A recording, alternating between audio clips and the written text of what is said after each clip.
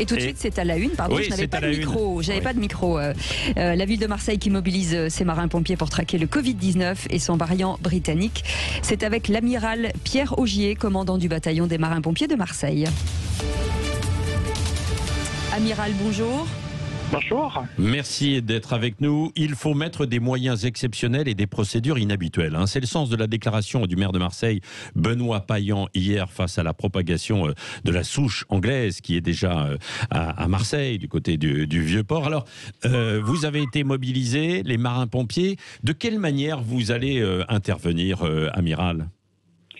Alors, nous sommes sur le terrain du Covid depuis janvier dernier, puisque nous avons commencé l'évacuation avec Wuhan. Mais là, sur ce cas spécifique du variant anglais, nous avons mobilisé beaucoup de marins-pompiers hier pour aller pister les lieux qui nous ont été donnés par l'ARS comme étant les lieux où vivaient des personnes qui avaient été infectées par ce variant. D'accord. Donc, c'est-à-dire, quand vous dites pister, vous allez aller dans ces lieux, dans ces zones, dans ces immeubles, ces maisons, et ensuite essayer de retrouver les gens qui ont pu être cas contact, c'est ça, et réaliser des tests ? Alors ça, c'est le travail qui est fait par les services avec l'ARS qui a convoqué ces personnes de cas contact. Donc nous, on intervient dans l'environnement, Oui. c'est-à-dire qu'on va vérifier s'il y a des présences de Covid dans les parties communes de certains immeubles, par exemple.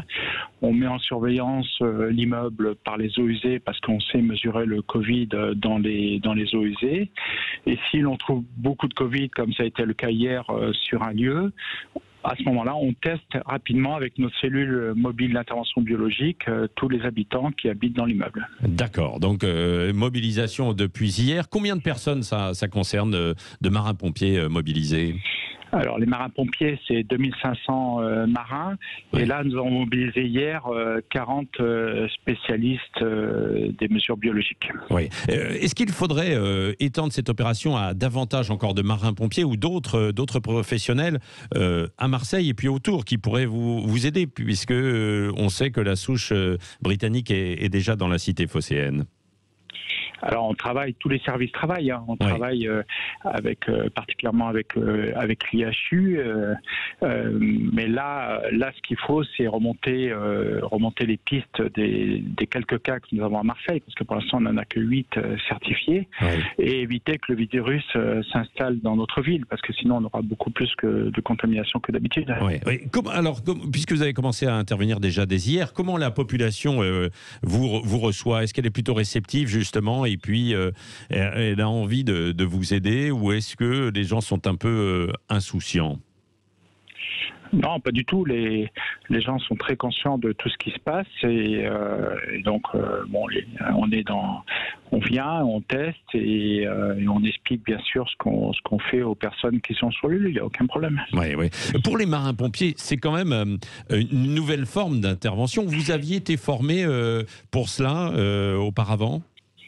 Alors les marins-pompiers sont très spécialistes des menaces pathogènes, donc ce qu'on appelle le NRBC dans le langage militaire. Et donc dès le mois de mars 2020, nous avons décidé d'être capables de mesurer le Covid.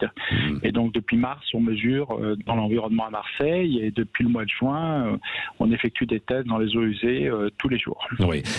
Benoît Payan disait hier, il faut absolument contrôler les aéroports, etc. Est-ce qu'il faut contrôler aussi éventuellement des quartiers de la ville si jamais il y avait la découverte de nouveaux cas avec cette souche britannique?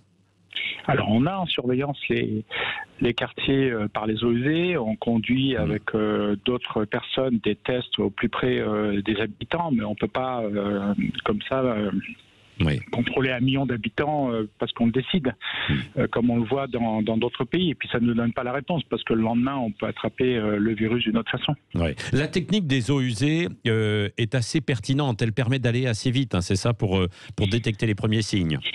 L'avantage, c'est qu'en plus à Marseille, on le fait en étant capable de cartographier 37 zones de la ville en 4 heures, et on le fait toutes les semaines en continu. Donc ça nous donne une idée du portage épidémique et des zones où le virus est plus présent. Et c'est intéressant parce que ça nous permet après de conduire des opérations plus spécifiques dans ces zones de surveillance dans les écoles ou dans d'autres lieux publics. Oui, oui. Merci beaucoup, Amiral Patrick Augier, d'avoir répondu en direct à nos questions ce matin sur Sud Radio, commandant du bataillon des marins-pompiers de Marseille. Bon courage à vous et évidemment à l'ensemble du personnel qui travaille avec vous. Merci.